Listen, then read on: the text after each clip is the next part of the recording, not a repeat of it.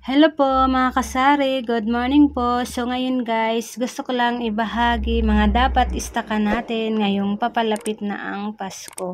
So alam naman natin kung ano-ano ang mga mabibintang items ngayong holiday season kasi ayan, maraming party-party, kaya alam na natin kung anong dapat i-ready natin. So ang dami talaga natin naiisip na dapat natin bilhin. So, ito nga dahil tama lang yung budget natin at nag-alala naman tayo baka ma-short tayo kasi nga ang araw ngayon guys ay Linggo, December 15, 2024. Kaya naman wala pang sahod yung ating mga customer. Kaya ayan, nag-alala tayo baka ma-short tayo kung dadamihan natin ang pag-order. So ito nga, itong mga bote guys ay nilabas ko na dito kasi nga may order tayo kasi kagabi ay may Christmas party dito malapit sa amin.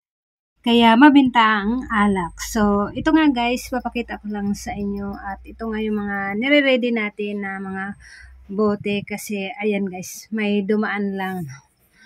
Kala ko bibili. So, ito nga guys, kung ilan lang kasi yung bakante natin na mga bote dito, yun lang ang ating orderin. So, ito nga guys, talagang masaya tayo pag ganito dahil ang aga pa lang ay may customer na pumunta dito at magpapatutal. So, ito nga dahil nag-alala tayo baka kulangin tayo sa budget dahil ang dami pa natin na iisip na bilhin ngayong araw. So, ito nga, buti na lang talaga at may mabait na customer, no? Kasi nagtaka ako at hindi pa naman niya sahod. So, nagtaka ako at ito, nagpapatotal na siya at magbabayad na daw siya. Kaya, ang saya-saya talaga, tuwang-tuwa tayo kasi, ayan, sakto na nag-alala tayo na baka ma-short tayo dahil ang dami nating mga naiisip na dapat i-stocks dito sa ating tindahan. So, ito nga may nagsibilihan.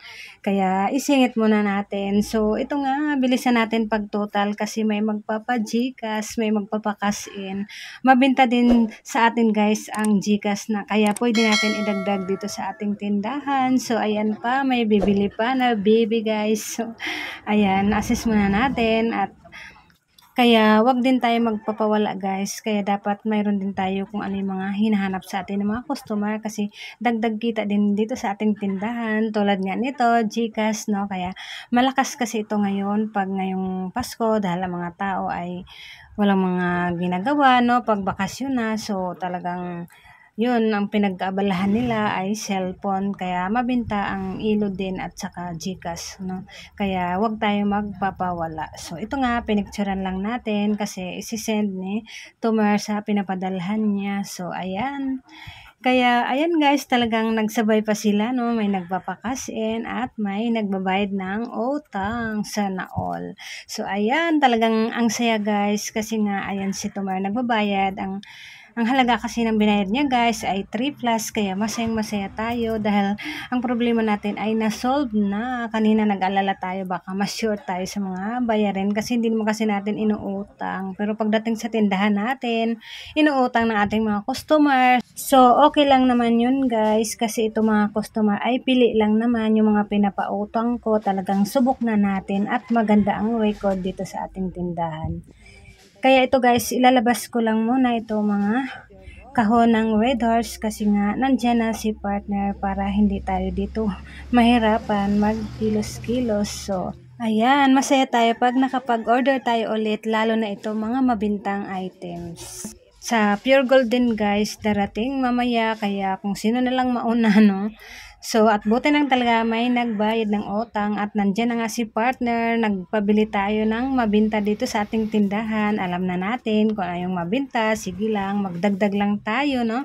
Nang magdagdag upang sa ganon lumakas ang bintahan natin ngayong papalapit na ang Pasko. Kaya naman inabot ko lang kay partner itong kahon ng mga Red Horse guys para naman hindi tayo dito mahirapan pag kilos-kilos kasi akala ko na minsan kasi darating maaga yung ating delivery sa alak. So ngayon ay wala pa, no?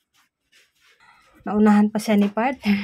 So ito na nga, nagpabili nga tayo kay partner na mabinta dito sa ating tindahan na laging hinanap sa atin ng ating mga customer. At ito nga guys, mantika sa bote. Ito talaga ang mabinta ngayon. Kaya wag tayo magpapawala nito guys. Alam naman natin kung ano yung mabinta, so yun ang ating istakan. Siyempre guys, itlog mabinta pa rin to guys kasi alam naman natin yung ating mga customer, mahilig sila sa mga pamatamis, panghimagas, leche flan o ginagamitan niya ng itlog. Kaya kailangan talaga na mayroon tayong naka-ready dito sa ating tindahan. Kompletuhin na natin kung anong hanap sa atin ng ating mga customer. So ito nga guys, nagpadagdag ako kay partner kahit mayroon pa tayo dito kasi ilan-ilan na lang ang natira. So ito 12 pieces ang laman sa isang box. So ayan, nagpabili tayo ng 5 box. At ito din itlog guys, ayusin ko muna ito no para hindi tayo dito mahirapan, hindi masikip dito sa ating tindahan.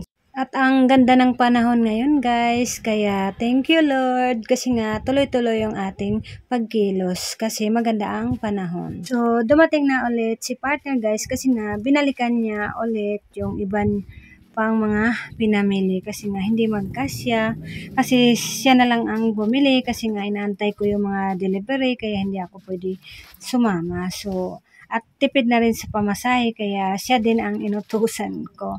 Kasi kung ako mag-arkila pa, so ito nga mga dinagdag natin dito sa ating tindahan na mabinta. At ito nga guys, bigas, nagpadagdag tayo upang sa ganon hindi lang tayo maubusan para naka-ready. So ito nga, uling, mabinta din ito kaya wag tayong magpapawala. Bilhin lang natin kung ano yung mga hinanap sa atin ng mga customer para hindi na sila lalayo. So, ito na nga, dumating na yung ating in-order na Red Horse. So, ayan, inampot na ni Kuya kasi magbabayad na tayo at talagang masaya ako kasi nga may nagbayad ng utang kasi alam ko na hindi pa niya sahod pero mas inuna pa rin niya na magbayad ng utang. Kaya thank you sa aking customer na nagbayad ng utang na kay aga-aga, nagpapatotal na kaagad. So ito nga, naidagdag natin sa pambayad dito sa mga dumadating na mga delivery. Kaya ayan, at gising na nga yung aking katuwang guys kaya tinutulungan na niya ako dito pero kung may pasok siya, mag-isa lang tayo dito. Kaya ayan, malaking tulong talaga pag mayroon din tayong anak na tumutulong sa atin, no? So, ayun guys, ligpitin na namin to. Kaya hanggang dito na lang ang update ko. Maraming salamat sa mga nanonood. At kung bago ka pa lang sa aking channel, don't forget to like, subscribe. Happy selling!